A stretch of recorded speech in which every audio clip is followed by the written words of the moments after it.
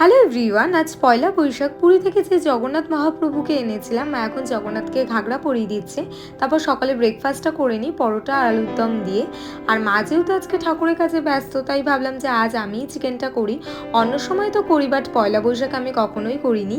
মাই সবসময় রান্না করে খাওয়ায়, তো আজ মাই বললো তুই চিকেনটা কর। তো যাই হোক, চিকেনটা ম্যারিনেট করে রাখলাম। আর আজকে যা গরম পড়েছে, তাই বাবাকে দিলাম লেবু, নুন, চিনি দিয়ে জল। এই যে মা ঠাকুরকে সুন্দর করে ফুল দিয়ে সাজিয়ে দিয়েছে।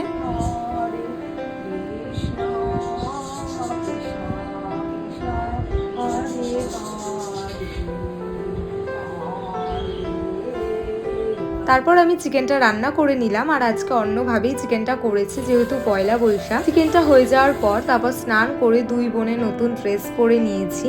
তারপর লাঞ্চও করে নিই। আজ লাঞ্চে ছিল ভাত, চিংড়ি দিয়ে লাউ ঘন্ট, চিকেন আর ডাল। এছাড়া মাছও করেছিল, বাট আমি খাইনি। আর আজকে অনেকগুলোই মিষ্টির প্যাকেট ক্যালেন্ডার বাড়িতে এসেছে। তারপর একটু রেস্ট নিয়ে এখন রেডি হয়ে নিলাম, যাচ্ছি বন্ধুর বাড়িতে। আর এই টপটা আমি বিধাননগর মেলা থেকে কিনেছিলাম, আজকেই পরলাম। চলে এসেছি বন্ধুর বাড়িতে। আস্তে আস্তেই তো শ্রেয়া কোল্ড ড্রিঙ্কস দিয়ে দিল। এখানে মা গল্প করছে, তারপর দিল ফল, মিষ্টি, খাস্তা, অনেক কিছুই দিয়েছিল। আর আজকে শ্রেয়াদের বাড়িতে লক্ষ্মী গণেশের পুজো হয়েছে। তারপর শ্রেয়ার সাথে কিছুক্ষণ গল্প করলাম।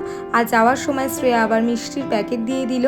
তো বেরিয়ে পড়লাম। তো এখানে দেখতেই পাচ্ছ আমার মায়ের গল্প শেষ হচ্ছে না। আর আজ যেহেতু সঙ্গীতা আসেনি, তাই যাওয়ার পথে সঙ্গীতার সাথেও দেখা করলাম। তারপর বাড়ি চলে আসি, ডিনারে খেলাম বিরিয়ানি আর চিকেন। তো এই ব্লগটাকে এখানেই এন্ড করলাম। So by.